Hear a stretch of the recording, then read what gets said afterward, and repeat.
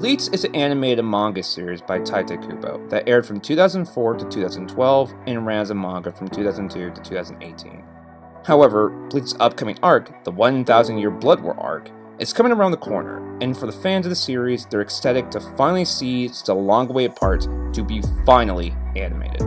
However, there is a subsection of people out there who do not know much about the story of Bleach, but still want to partake in the anime's arrival. This video is for those who want a non-spoiler version of what folks need to know before Bleach's new animated arc, the 1000 Year Blood War arc. So, what do you, dear viewer, need to know about Bleach before seeing the 1000 Year Blood War arc?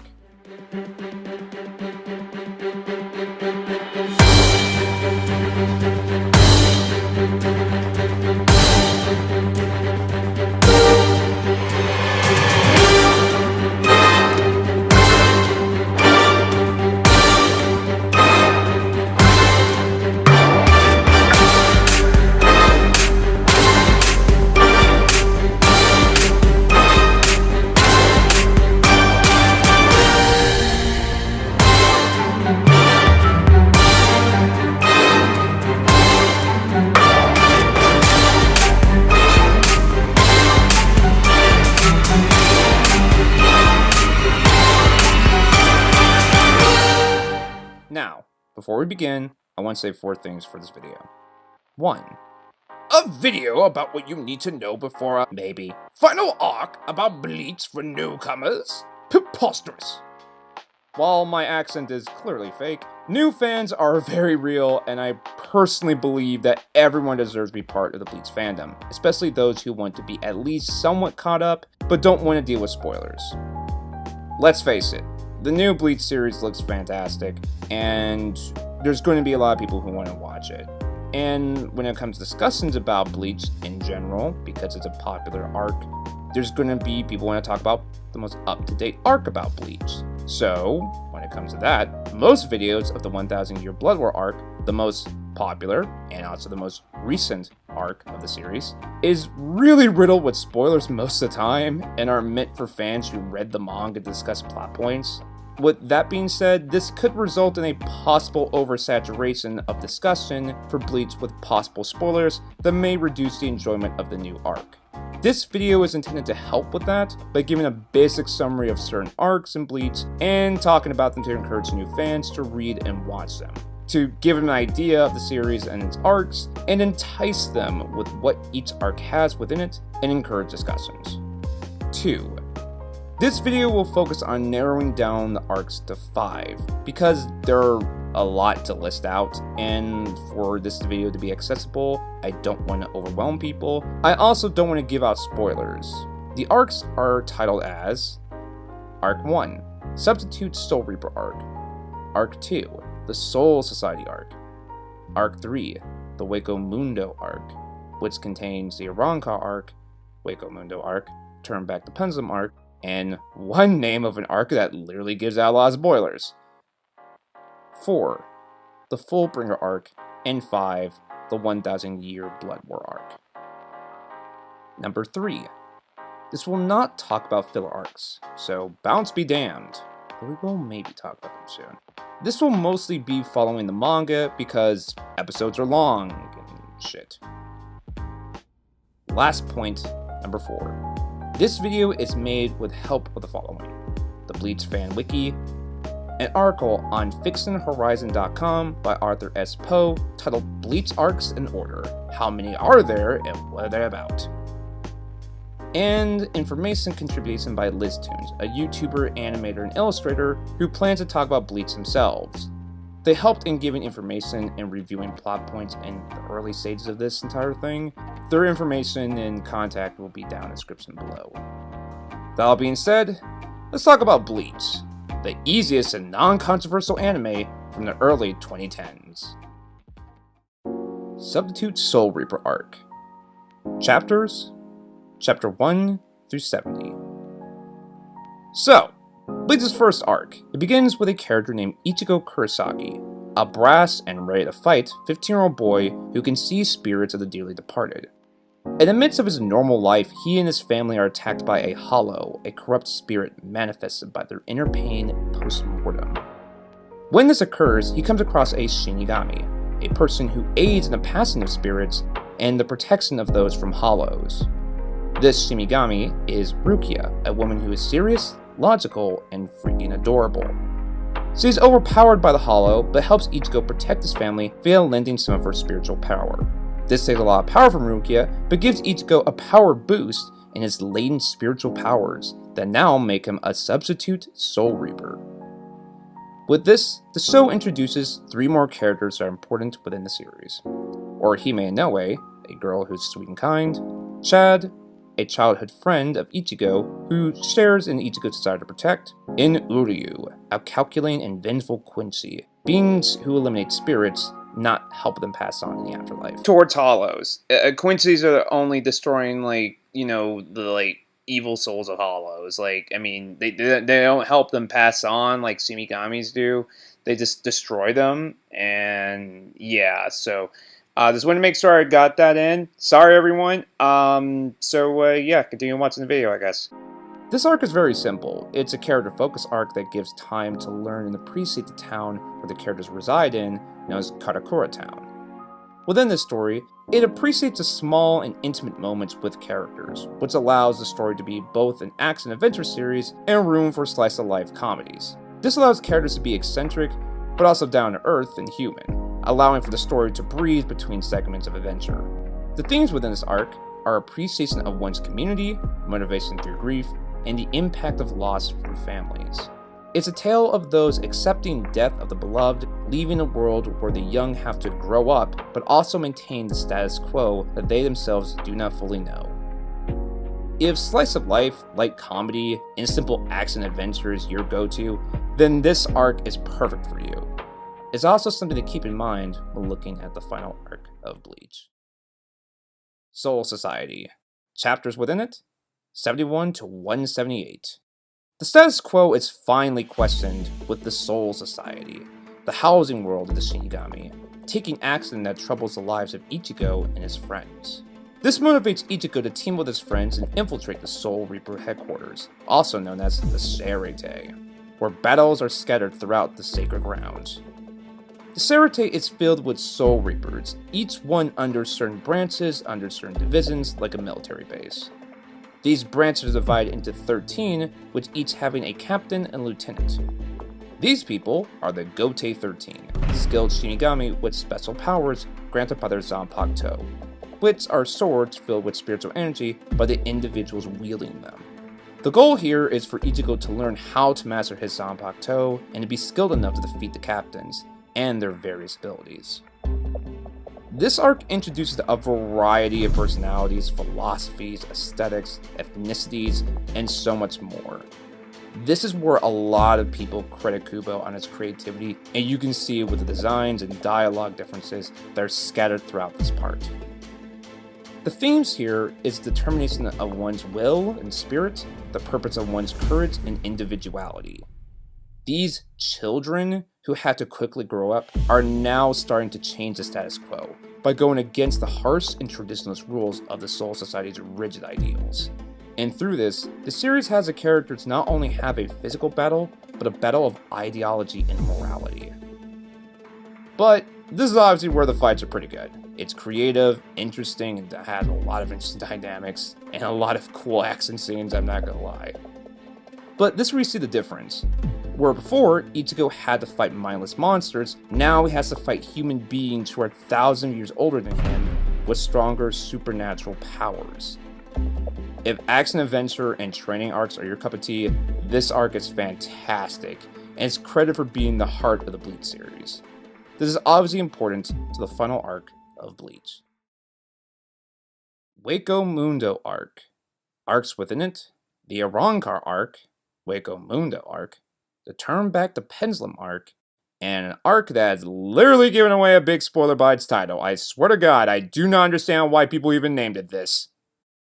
Chapters 183 to 423, with additional chapters -108 to -97. Yeah, there's it was a weird titling thing, guys. I don't know, man. So, after the events of the Soul Society, Ichigo and his friends are now on a new adventure. A new villain has arrived, and is now manipulating the forces of the Hollows. And while this is happening, strange occurrences are running amok in Karakura Town.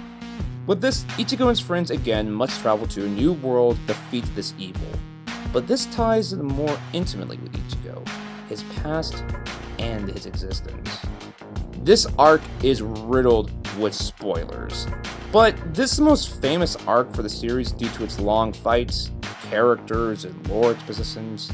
One of those is the introduction of the wrong cards and the fan favorite Espada. So to go further, to kind of give you a little bit more of an idea, we need to talk about the life cycle of Hollows.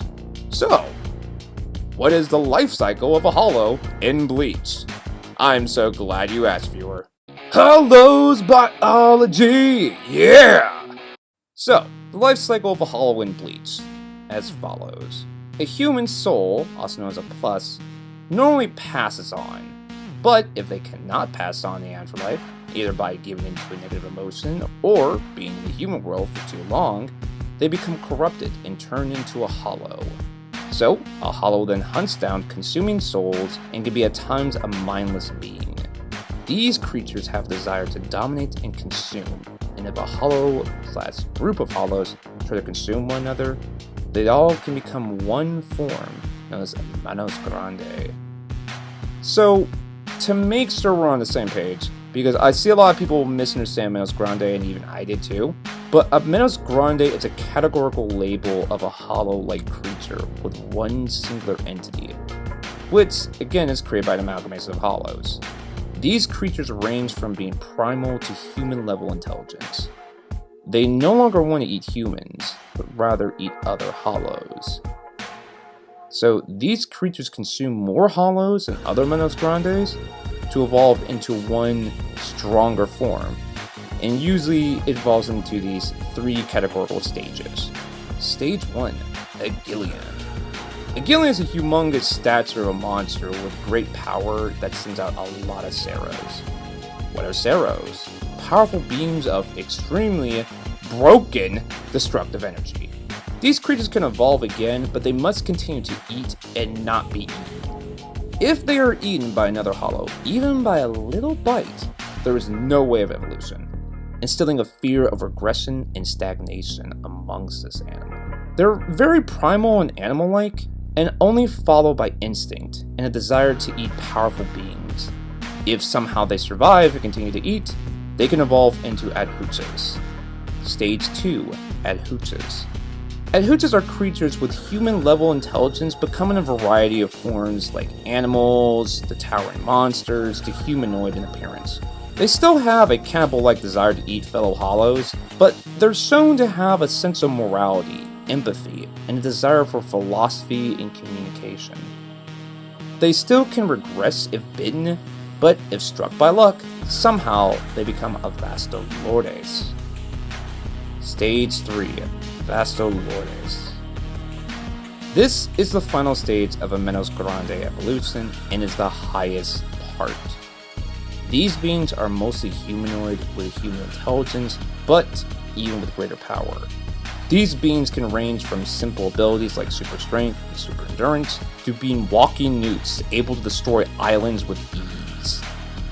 It is unclear how to become a Vastolordes, with some speculating about eating enough Hollows, being born as such in a way that may influence their magical elements, but once at this stage they can even acquire more power by being in the wrong car. Now, before we go any further, because again, I didn't know this either until doing more research, do note that being in the wrong car and in the Espada are under the category of Vastolordes. Also, you can just be a normal Vastolordes. I mean, like, unfortunately in the thing I have here, I have it as, like, you could either be in a wrong car or an Espada, but you could also be a normal Vastolordes. Yeah, sleep depravity, bro. I don't know what to tell you, bro. Sometimes it's kind of not being clear. Some people thought that like an Arrancar is like an evolution of Vasilordic, but I just want to make sure because I was under false interpretation. So just want to make sure about that. An Arrancar, what is an Arrancar? An Arrancar is a hollow being that has somehow removed their hollow mass to obtain Shinigami-like abilities. This transitions well with Vasilordes, who already have strong abilities and are mostly humanoid. This, coupled with their intelligence, makes them extremely dangerous. If recognized for their special abilities and strength, these beings have become an Espada, a selected group of Arrancars that are exceptional in their abilities. Of course, the Espada is supposed to mirror the Gote 13, with captains and lieutenants and so forth. So, quick side note, the Espada tend to get a lot of traction from fans due to the designs and their abilities. But the focus tends to land in the two Espada that represent the themes of the arc, Grimmjow Jaggerjazz and Ukira Cypher. So, as mentioned before, this arc includes the Arrancar arc, the Hueco Mundo arc, Turn Back the Pendulum arc, and so on and so forth. So, the main thing about these arcs is about domination, desire to fight, and the crippling loneliness of being at the top. It's about self-destructive nature of mindless ambition, lust for violence, reasons for fighting, and the perverse means of might equals right. It begs the question, why are you fighting? Is it to actually protect? To follow the will of someone greater than you? To win a fight? To dominate the world you live in? Or to end your own sorrows and loneliness? This arc is quite lengthy, being one that is at both the height of Bleach popularity and the focal point of a lot of criticism. Admittingly, the writing style has changed from character-centered pieces, that Soul Society arc, to its spectacle of fighting, leaving viewers with a perception that certain characters are not having much personalities anymore. It is a conflicting piece, but with the themes already established, it makes sense given what this piece is all really about, and on top of that, the characters are still pretty good. Also, the fight scenes are pretty awesome, I'm not gonna lie. If you like horror, psychological thrillers, fights, mysteries, and gore, lots of gore, this arc is perfect for you. The Fullbringer arc. Chapters 424 to 479. After the events of what again I describe as the Hueco Mundo arc, Ichigo and his friends live peacefully within Karakura Town and seem to have a normal life. However, there's a certain mystery unfolding. Questions that arose in the past are slowly unraveling, and trust becomes more and more of an elusive thought. Ichigo is introduced to the Fullbringers, a group of humans with supernatural abilities acquired by a very dangerous and horrid means. To get to the bottom of this mystery and protect his loved ones, Ichigo goes into the abyss with little to no one knowing. This arc is the shortest to read, and it's pretty straightforward. However, this is an interesting part due to this being the part that's easily overlooked by the fandom. Now, this is post of the height of the Hueco Mundo arc, and it's great means of criticism, so a lot of people dismiss this arc thinking it was boring or served no purpose, but this arc did answer questions, built a lot more of Bleach's philosophy, and actually changed the genre of the story. The fights were no longer the main focus of the arc, but rather the mystery element. Less adventure, more crime investigation. So this builds a lot more character and explores the desperation of everyone within this part, and their need for things to go back to normal. So if you like a simple 55 chapter read, enjoy mysteries, and exploring desperation of characters, this is the part for you. Within this part, the main themes within it are desperation, trying to find normality after trauma, and trying to survive a might its right world. The previous arc focused on the dangers of being strong, but this arc focuses on the dangers of being those who are considered weak within this world, having trust and camaraderie as the backbone against those who are great threats. The 1000 Blood War arc. Chapters within it: 480 to 686. Dear God, like, the arcs can be wild, bro, I'm not gonna lie. And now we're here at the final arc of Bleach. This arc has been the most anticipated for a very long time, since 2016. This arc deals with the lore of Bleach. The lore is the forefront of this arc, and thus deals with its history, its culture, and ideology. This is a literal war, and is paved by the blood of the corrupt history and traumas. Morality is constantly questioned, sides are changed, and the story is more focused on those who have been the main pillars of war and entrusting the next generation with hope for a better future. The previous themes of the youth rising up, individuality, reasons for fighting, and trust all comes together to make this spectacular arc. Now, the manga was rushed at times, resulting in some confusion amongst the fans, but the anime may aid this, given now that some people are finally getting answers about the story. But, questions aside, this arc is a true spectacle, warts and all. If you love war dramas, lore dumps, and history, this arc is tailored for those who want to venture forth into the Bleach story. It's fantastical, from fights to character development, and so much more.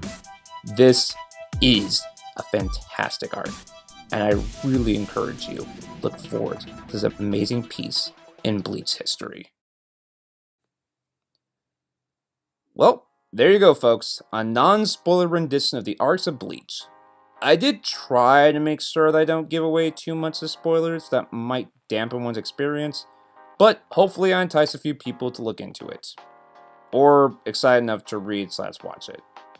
Or maybe have folks go on to YouTube videos and find out more. I mean, I tried. Either way, I'm excited to finally see this arc finally animated. It's beautifully drawn, and the music is freaking stellar. So, with that, I will end with saying there's more Bleach-related content coming soon, and if interested, go ahead and subscribe and be alerted for any more details. We plan to talk more about Ichigo's personality and speculate on his emotional standings within the series through each arc, so look forward to that if you kind of want to see about Ichigo and actually see that he actually did have a personality and everyone who said otherwise is freaking wrong! However, I wish you all to have a great day and enjoy the next exciting arc of Bleach. This is Sir Humans from Bebop Cove, signing off.